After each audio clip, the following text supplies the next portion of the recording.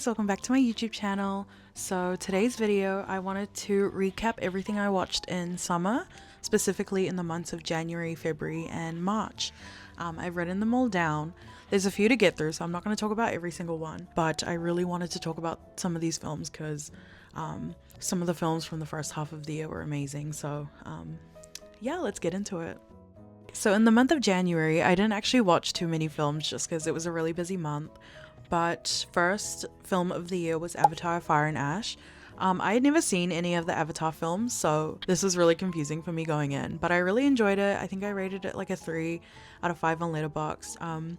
I actually could follow the story quite well, even though I hadn't watched any of the other two. They just never kind of spoke to me when I was a kid, but I really wanted to go watch the third one because it just looked amazing. So yeah, that was the very first film I watched in theaters, but the first film I watched just in general was The Ugly Truth, made in 2009. It stars Katherine Heigl and some other guy. I don't really like the guy in it, but it was a really horrible movie. I think I rated it a half star out of 5. It was like a fun watch. It's a fun little nighttime. I remember when I watched it, I had like tea ready. I had a face mask on. It was like a stupid movie.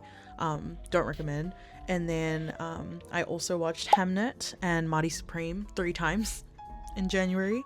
Hamnet was incredible. I don't know the last time I cried in the theater like that. I was like sobbing, full on body shaking. So that one was really devastating. And then Marty Supreme, I've talked about Marty Supreme literally everywhere. It was one of my top films of last award season. And then I also rewatched Sinners right before I watched Marty Supreme to compare the two. You've already heard my thoughts. I want to put in how I reacted when Michael B. Jordan won. The Oscar goes to Michael B. Jordan. So yeah, that was kind of a devastating day for me. But also Michael B. Jordan was also good in Sinners. I just think there were a lot of people in that category that were a lot better than him. I think he did a good performance, but I think the cast really whatever. I've already spoken about this everywhere. In February, I only watched one film in the theaters that month. Again, February was a really busy month. I had so many concerts and so many birthdays as well. That month is like the month of all my best friends' birthdays. The first film I watched in theaters that month was Wuthering Heights. It should have never been made. Sorry, Emerald Fennell. I wish Robert Eggers had his hands on Wuthering Heights. I think he does gothic romance horror the best. Just from watching Nosferatu, which if you haven't seen, I reckon you should go watch it. Wuthering Heights was just like kind of average. I didn't know the story going in, so I think that made my experience a little bit better. But yeah, Margot Robbie and Jacob Elordi, horrifying choices. I don't know why they chose them. Too old. I wish they would have done I don't know, they should have just done a brand new selection, or just someone that was also of color for Heathcliff. I don't know why they casted Jacob Elordi. Guys, I literally started reading the book as well because I was like really intrigued of what the real story was. Page 2, it says he's a Romani man.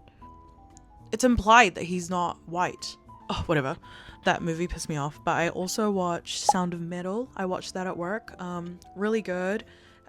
Stars Riz Ahmed, and I believe it was nominated for Best Picture. It was really good. I think I rated it a 4. Beautiful story of a man who starts to lose his hearing, and he's a drummer, so his hearing, it means everything to him, and you kind of see what it's like when someone loses that big part of them, and he plays it beautifully. I also watched Blue Moon, directed by Richard Linklater. I think it was really good. I think I just didn't watch it in the right setting. Watched it at work, half watching, half working. I thought it was a cute love letter to musicals and musical theater writing. Ethan Hawke was really good in it. He's kind of on the same level as Timothy, not as good, but I think he had a really good performance last year. So yeah, I watched that. I watched that right before the Oscars, and then I watched Allegiant again. I also watched Mysterious Skin, directed by Greg Araki. Don't watch this. Actually, watch it once in your life and then never touch it again. It's really trigger warning, trigger warning, trigger warning. Sexual assault, literally everything under the book, child abuse, everything horrifying under the sun in that film. I think it's a really important one. Yeah, horrifying movie. Watch it once, and that's kind of all you need. I also watched After Hours, directed by Martin Scorsese. I really loved After Hours, guys. It was like a New York noir. I think it's like from the 80s, and I love a film that just like kind of follows the main actor and like sees where he goes. It was kind of the same vibe as Caught Stealing. I think that's where it got its inspiration from. So yeah, I really loved that. And the last film I watched this month was Sentimental Value, directed by, I forgot what's his name. I literally just watched another movie of his too. Guys, I can't remember, but I literally watched The Worst Person in the World the other week with my best friend Jolie, and I can't remember his name. But yeah, Sentimental Value was so beautiful. I cried at the last scene, guys. Oh, the sister relationship in it is so good. But I did get a bit bored during it. I think I just watched it in the wrong setting. I feel like that movie you really need to sit down and be present for. So yeah, that's February. That was only 7 films. March is a big one. I'll go quickly through the ones that I don't really want to talk about that much. But I watched Mama with my friends. Really bad movie. It has is it no, not Bryce Dallas Howard, the other girl, the one that looks Jessica Chastain is in it. I also watched May December. That was really good. That has Charles Melton and Natalie Portman and Julianne Moore.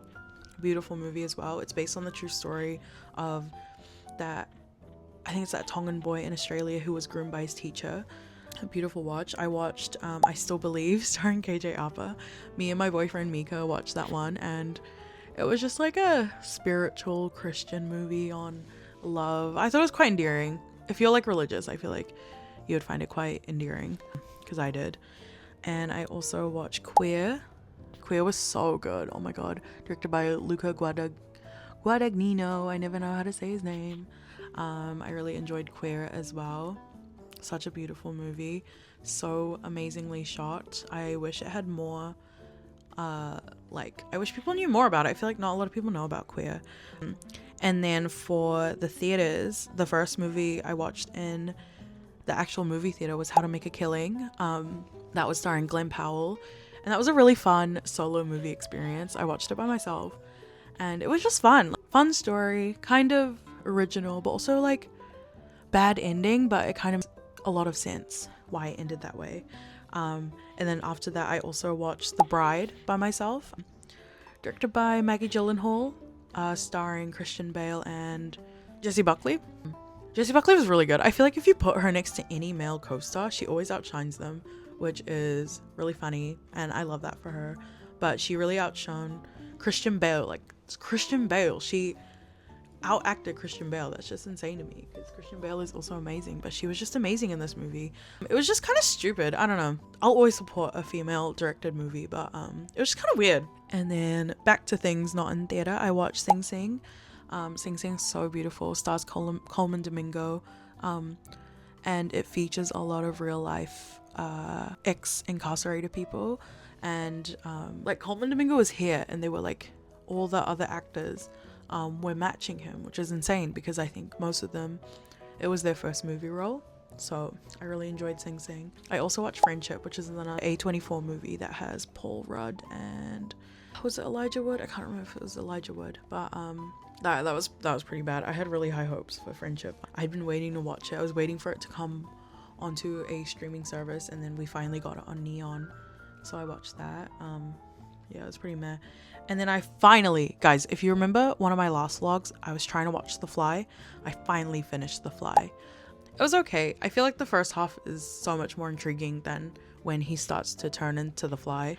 Again, I love David Cronenberg. I think he's becoming one of my favorite directors, because he's just so fun. I know this is summer watches, but I recently watched Crash. Oh, guys, watch Crash. Not the 2004 version. I think it's the 1998 version, directed by David Cronenberg. It's so good. It's so bloody good. Oh, I loved it so much. I also watched 127 Hours, directed by Danny Boyle, and that stars James Franco. The Franco I don't really like that much. Yeah, that was an okay movie. It was impressive what they achieved in such a small space, but yeah, it's a gross movie as well. And then I did some catch up for the Oscars. I watched The Secret Agent. It was good. I just don't think it was for me. It was just really long. Secret Agent was so long and such a big world that I really needed to be present. And I watched it at like 2 a.m. during my shift. It's good. It just needs a lot of thinking, needs a lot of, yeah. And then I also watched Song Sung Blue to see Kate Hudson's performance. She was okay. I didn't realize it was going to be a sad movie as well. I thought it was going to be like a fun movie because it's based on like the Neil Diamond tribute band. It's not, I don't even think it's a Neil Diamond biopic. It's based on the tribute band. Yeah. And then I also rewatched One Battle After Another. So good. Here's my reaction when they won the Oscar. The Oscar goes to One Battle.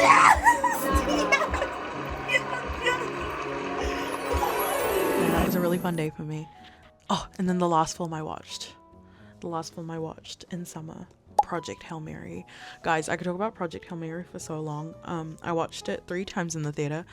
Twice, one at Hoyt's with recliners, so that was a great experience. Second was at Sylvia Park in the red seats, and you guys know how uncomfortable those red seats are, so that was okay. That one felt a bit longer. And then me and Jolie watched it in IMAX like 2 weeks after, and I really enjoyed that experience too. Guys, I do like IMAX, but it really gives me a headache. So in IMAX I was just like, because the picture's so big. But Project Hail Mary was so good. I loved Ryan Gosling in it. I had read the book like a week before, so everything was fresh in my head, which was kind of bad on the first watch because I was comparing every little thing down to like the color of bloody Ryland's shoe. Like it was like that crazy. So I wish I kind of waited, or I wish I read it earlier before I watched the movie, but it was still really good. I loved the visuals, very Interstellar-esque, but I don't think it's as good as Interstellar or even 2001 like people are saying it is. Maybe in future it will, but I just feel like now not too much. But I thought it was so good. I loved the performances. Rocky was so cute in it. There was just like so many little things that me and Jolie were like really bothered about, and I feel like they made it too comedic. Like in the book is so devastating that I'm like, how did you make it so comedic? So yeah, that's everything I watched in summer. I feel like I could have watched a bit more, but I was just so busy the first half of this year. So hopefully in my next video I might do what I watched in autumn. I feel like I'll have a little bit of a better list for you guys. Yeah, I hope you guys enjoyed that, and I hope I gave you some new movies to watch. Yeah, most of the films I watched in summer were amazing. But yeah, thank you so much for watching. Like and subscribe, and I'll see you guys next time. Bye.